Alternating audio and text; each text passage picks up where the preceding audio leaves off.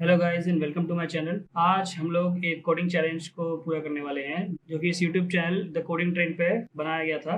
जो पर्सन है इसने भी एक इसका सॉल्यूशन दिया है, photo mosaic with white house social media.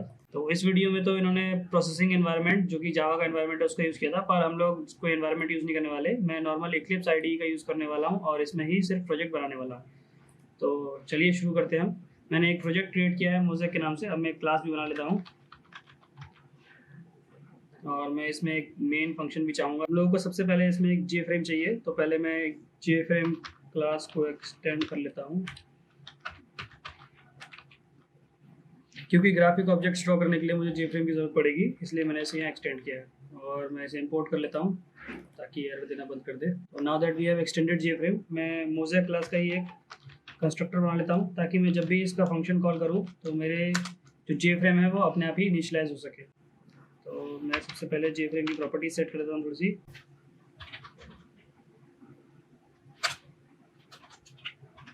ये मैंने इसका टाइटल सेट किया है और हम लोग सुपर कीवर्ड का यूज़ इसलिए कर रहे हैं क्योंकि मैंने जे फ्रेम को एक्सटेंड किया है, तो मैं पेरेंट क्लास के कुछ फंक्शंस को कॉल करना चाह रहा हूँ, इसलिए मैं सुपर कीवर्ड का यूज़ कर रहा हूँ। तो सेट साइज फंक्शन से हम लोग जे फ्रेम का साइज सेट कर सकते हैं। मैं इसको 500 बाय 500 देता हूँ। बाद में हम लोग इसे चेंज कर सकते हैं क्योंकि मैं चाहूँगा कि इमेज के हिसाब से चेंज हो सके, तो इसे हम बाद में चेंज करेंगे। Super dot set default operation, वो ये सेट डिफ़ॉल्ट क्लोज ऑपरेशन है कि जब भी क्रॉस बटन पर क्लिक होगा तो ये बाय डिफ़ॉल्ट जी फ्रेम को क्लोज कर दिया जाएगा। एंड एट लास्ट अब हमें इसे सेट विजिबल, इसकी विजिबिलिटी को हमें ट्रू करना पड़ेगा ताकि ये हमें शो हो सके। यहाँ पे मैं मोज़ेक क्लास का एक ऑब्जेक्ट क्रिएट कर लेता हूँ।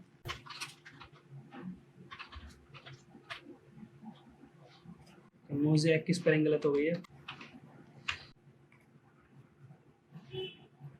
यहाँ जैसा कि आप देख सकते हैं 500 बाय 500 का एक फ्रेम हमने बनाना स्टार्ट कर दिया है। अब हम चाहेंगे कि 0 बाय 0 से, यानी कि यहाँ से लेके और जहाँ तक का भी इमेज का साइज़ या विड्थ हो वहाँ पे हम एक इमेज को लोड कर सकें। और क्योंकि अब हमें इमेज डिस्प्ले करनी है तो मैं बफर क्लास का यूज़ करने वाला हूँ। आप चाहें तो नॉर्मल इमेज क्लास का भी यूज़ कर सकते हैं, पर नॉर्मल इमेज क्लास में हमें इतने ज़्यादा एक्स्ट्रा फीचर्स नहीं मिलते हैं जो हमें बफर्ड इमेज क्लास में मिलते हैं, जैसे कि हम लोग RGB वैल्यूज़ गेट कर सकते हैं for each and individual pixel. तो फिलहाल मैं इसको नल कर देता हूँ क्योंकि अभी मेरे पास कोई इमेज नहीं है।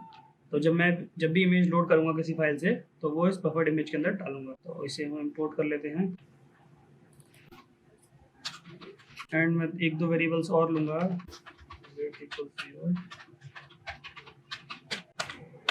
ना जब भी हमारा कंस्ट्रक्टर कॉल हुआ करेगा तो हम चाहते हैं कि हमारी इमेज जो है वो फाइल सिस्टम से रीड हो जाया करे। फाइल सिस्टम से रीड करने के लिए हम लोग IO का यूज़ करने वाले हैं, IO क्लास का image IO dot read, and इसके अंदर हम लोगों को फाइल आर्ग्यूमेंट पास करना होता है। और क्योंकि मैंने फाइल क्लास का कोई इंस्टांस नहीं बनाया है तो मैं डॉट रीड फंक्शन के ही अंदर ही अपनी फाइल को रीड कर लेता हूँ। उसका एड्रेस डाल देता हूँ मैं। Let me copy, just a second, मैं किसी दूसरे प्रोजेक्ट से इमेज कॉपी कर लेता हूँ। से ये वाली कॉपी कर लेते हैं।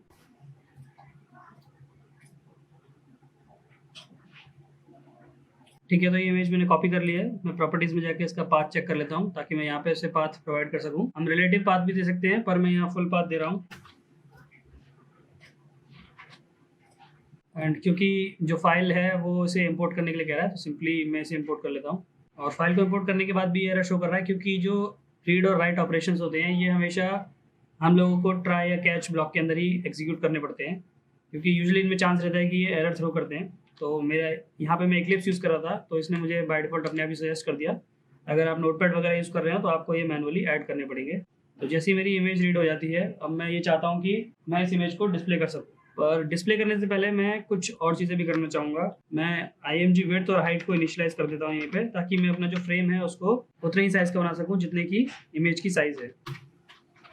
पहले से ही अवेलेबल होता है। जैसे ही आप IMG के साथ डॉट गेट लिखेंगे, गेट हाइट और गेट विड्थ पहले से प्रोवाइडेड फंक्शंस हैं, तो आप इनको यूज़ कर सकते हैं। और माय मिस्टेक, मैंने विड्थ के अंदर हाइट ले ली है।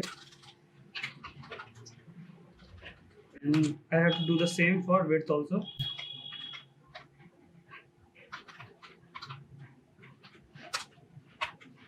एंड क्योंकि मैं IMG हाइट और IMG विड्थ यहाँ पे ले चुका हूँ, तो अब मैं यहाँ पे 500 बाय 500 ना पास करके मैं अपनी इमेज की डायमेंशंस के हिसाब से अपने फ्रेम को सेट करना चाहता हूँ। तो मैं यहाँ सिंपली उन्हीं वेरिएबल्स को पास करता हूँ, और इसी रीजन की वजह से मैंने इन वेरिएबल्स को अपनी क्लास के अंदर डिक्लेयर किया था, क्योंकि मुझे इन्हें कंस्ट्रक्टर के अंदर और अगर कहीं और जरूरत पड़ती है तो वहाँ भी यूज़ करना पड़ सकता है, इसलिए मैंने इनको अलग से बाहर डिक्लेयर किया था।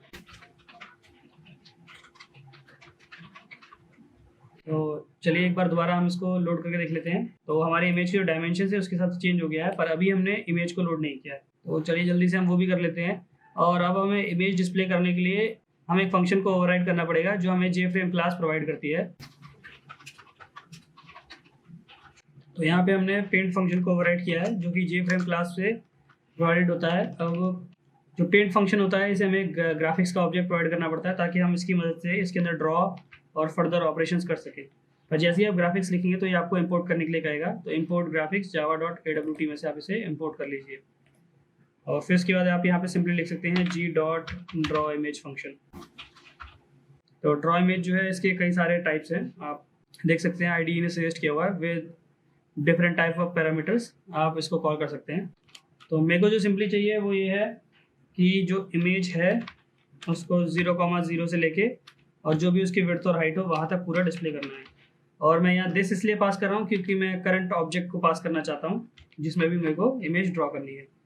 तो एक बार फ्लो समझ लेते हैं प्रोग्राम का। जैसे ही मोज़ेक क्लास का ऑब्जेक्ट बनता है, सबसे पहले मोज़ेक का कंस्ट्रक्टर कॉल होता है जिसमें हम लोग सबसे पहले अपनी फाइल को रीड करते हैं और उसे IMG के अंदर स्टोर करते हैं। फिर उससे हाइट और विड्थ निकाल के IMG विड्थ और हाइट में स्टोर कर लेते हैं। फिर उसके बाद अपने जेफ्रेम की प्रॉपर्टी सेट करके उसको डिस्प्ले करा देते हैं। और क्योंकि जैसे ही जेफ्रेम डिस्प्ले होता है उसके बाद वो अपने पेंट फंक्शन को कॉल करता है। अगर आप यहाँ पे पेंट फंक्शन को डिफाइन नहीं करते हैं तो जेफ्रेम क्लास में जो पेंट फंक्शन डिफाइन होता है वो कॉल होता है, जो कि एक ब्लैंक कैनवस टाइप में होता है। और क्योंकि मैंने यहाँ पे पेंट को अलग से कॉल किया है, तो जैसे ही जेफ्रेम डिस्पोज होता है, जैसे ही विजिबल ट्रू होता है, उसके बाद वो अपने आप पेंट फंक्शन को कॉल करता है और उसके अंदर मैंने एक इमेज को ड्रॉ कर दिया है। तो चलिए चला कर देख लेते हैं एक बार। तो जैसा कि हम देख पा रहे हैं हमारी इमेज डिस्प्ले हो रही है, बट एक्चुअली में मैं ऐसा नहीं चाहूँगा। जो मैं चाहूँगा वो ये होगा कि ये मेरी इमेज है, इसके साइड में थोड़ा सा और स्पेस हो ताकि मैं वहाँ पे इसकी दूसरी इमेज एक कॉपी बना सकूँ। तो मेरे को इसकी विड्थ और हाइट जो है, एक्चुअली मुझे सिर्फ इसकी विड्थ ट्वाइस चाहिए, हाइट ट्वाइस नहीं चाहिए। विड्थ इसलिए ट्वाइस चाहिए क्योंकि जो कॉपी होगी वो मैं इस वाइट एरिया में डिस्प्ले करने वाला हूँ। जो मोज़ेक है आपको ओरिजिनल इमेज लेफ्ट साइड पे दिखेगी और राइट साइड पे मोज़ेक दिखेगा। तो चलिए स्टार्ट करते हैं, हम मोज़ेक वाला पार्ट भी देख लेते हैं। जैसा कि हम जानते हैं हमारी इमेज जो होती है वो 2D एरे की तरह होती है। इसमें रोज एंड कॉलम्स के रूप में हमारे पिक्सेल्स डिवाइड होते हैं। हम नेस्टेड फॉर लूप्स का यूज़ करने वाले हैं। 0 से लेके मैं इसे चलाता हूँ IMG विड्थ तक।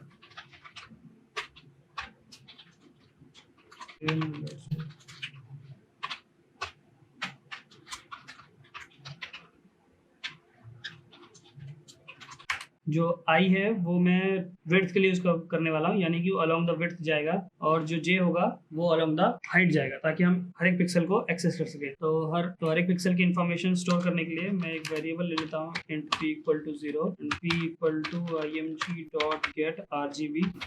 ये हमें हर पिक्सल की RGB वैल्यू रिटर्न करता है। तो मैं जो भी पिक्सल चाहता हूँ वो I, J पे होना चाहिए। तो चलिए एक बार चेक कर लेते हैं कि हमारे पास T में क्या आ रहा है।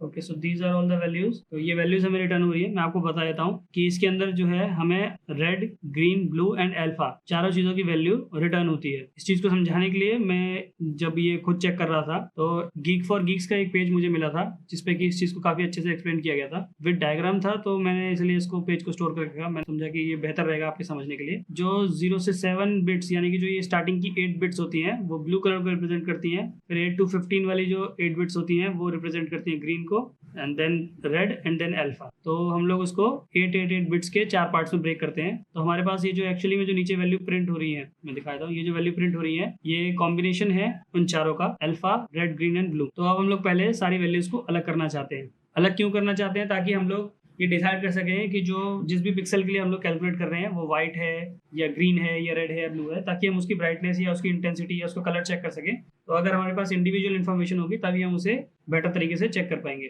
तो सबसे पहले हम लोग आर की वैल्यू निकाल लेते हैं, यानी आर में मैं जो भी रेड एलिमेंट है, यानी कि जो भी रेड वाला पोर्शन है उस इंटीजर के अंदर, उसकी वैल्यूज को स्टोर करके रखूंगा।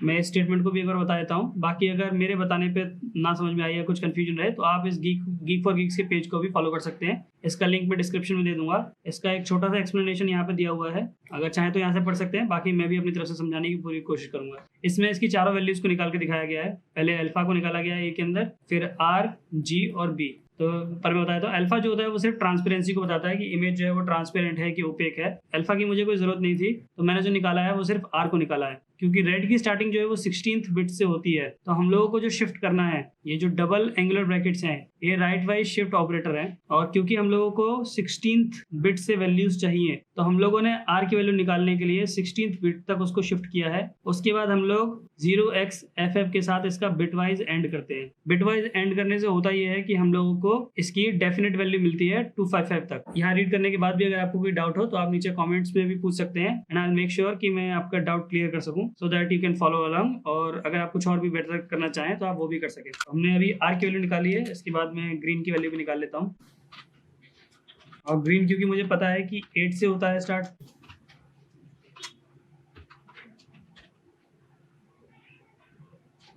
सॉरी मैंने ऑपरेटर गलत लगा दिया है। एंड लास्ट में मुझे चाहिए ब्लू, और क्योंकि ब्लू में मेरे को कुछ भी शिफ्ट करने की जरूरत नहीं है, जो भी स्टार्टिंग से जो है उन्हीं को मैं गेट कर लेता हूँ, तो मुझे उनमें कोई शिफ्ट करने की जरूरत नहीं पड़ी। तो जो नॉर्मली था मैंने उसको नॉर्मली पी के साथ ही निकाल दिया, पिक्सल के साथ ही। हमारे पास जो वैल्यूज आ चुकी है वो आर, जी, बी की तीनों की अलग अलग वैल्यूज आ चुकी है। तो मैं एक बार इनको प्रिंट करके चेक कर लेता हूँ कि जो मेरे पास वैल्यूज आ रही है वो सही आ रही है या नहीं।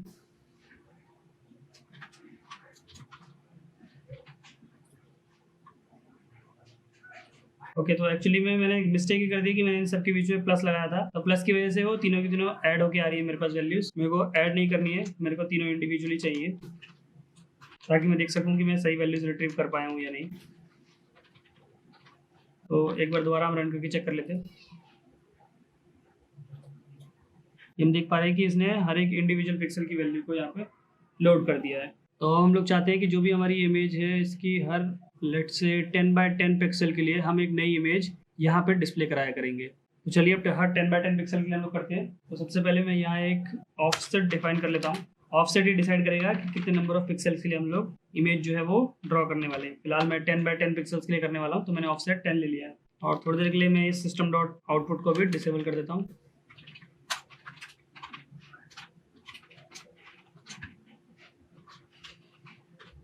मैं इन तीनों नंबर्स का एवरेज इसलिए ले रहा हूँ ताकि मैं डिसाइड कर सकूँ जो पिक्सल है, अगर वो वाइट के ज़्यादा क्लोज हो तो मुझे कुछ डिस्प्ले नहीं करना है, लेकिन अगर वो वाइट के ज़्यादा क्लोज नहीं है तो फिर मैं अपनी इस इमेज को उस जो 10x10 की जो ग्रिड है, स्मॉलर ग्रिड है, उसके अंदर मैं डिस्प्ले करूँगा। तो मैंने इसलिए एवरेज निकाला है इन सबका, और मैं चेक कर लेता हूँ। If average is greater than let's say 220, क्योंकि 255 जो होता है वो वाइट होता है, तो अगर 220 से ऊपर अगर किसी इनका एवरेज निकलता है तो मैं चाहता हूँ कि वो वाइट ही कंसिडर हो और उसकी जगह पे कोई भी इमेज ना आए। और अगर ऐसा नहीं होता है तो मैं करना चाहता हूँ g.draw image। सबसे पहले मुझे इमेज ड्रॉ करनी है, उसके बाद मैं x1 कोऑर्डिनेट देता हूँ। तो x1 कोऑर्डिनेट जो होंगे वो i + img विड्थ के बराबर होंगे। पहले मैं एक बार इसको फिल कर देता हूँ, उसके बाद मैं आपको समझाऊंगा कि मैंने i + img विड्थ क्यों किया है।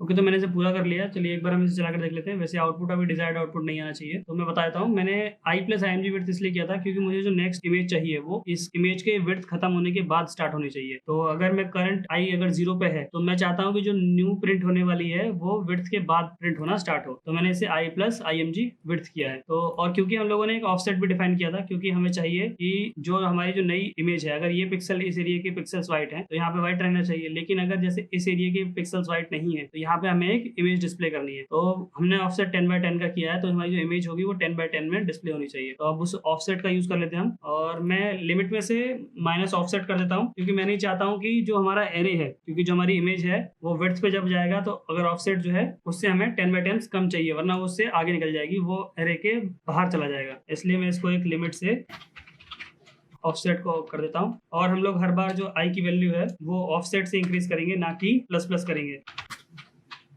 चलिए एक बार हम चला कर देख लेते हैं कि इससे क्या फर्क पड़ेगा। फिलहाल कोई फर्क नहीं है, क्योंकि हमारी जो न्यू इमेज है वो ड्रॉ नहीं हो रही है। तो उस न्यू इमेज को ड्रॉ करने के लिए यहाँ पे मैं इसमें भी ऑफसेट्स ऐड कर देता हूँ, ताकि वो डिसाइड कर सके कि उसको इमेज कहाँ पे ड्रॉ करनी है।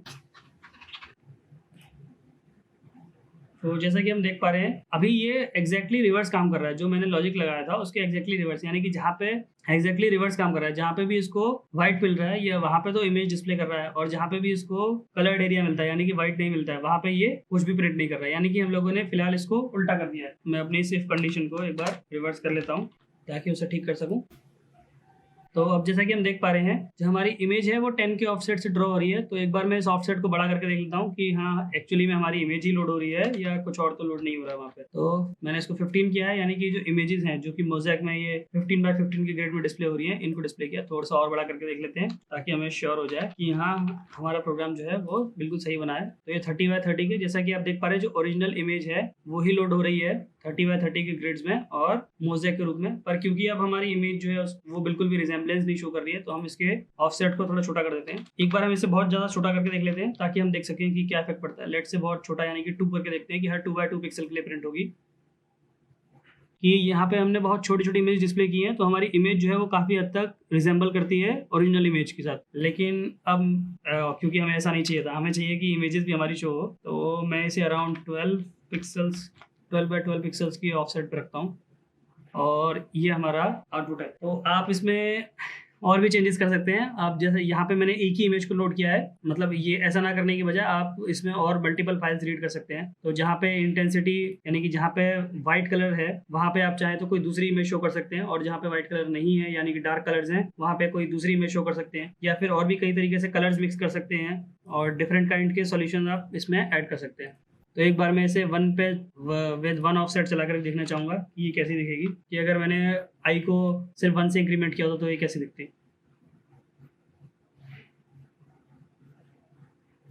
एज यू कैन सी कि ये काफ़ी स्लो लोड हो रही है, पर आप देख सकते हैं कि ओरिजिनल इमेज के साथ काफ़ी ज़्यादा रिजेम्बलेंस शो करती है। और अगर आपको वीडियो पसंद आई हो तो प्लीज़ इस वीडियो को शेयर करें ताकि बाकी लोग भी देख सकें। और अगर आप लोग भी इस प्रोजेक्ट को बनाते हैं या आप भी इस कोडिंग चैलेंज को फॉलो करते हैं या इसके ऐसा कोई प्रोग्राम बनाते हैं तो प्लीज़ मुझे उसका लिंक कमेंट्स में ज़रूर शेयर कीजिएगा। Thank you and have a nice day.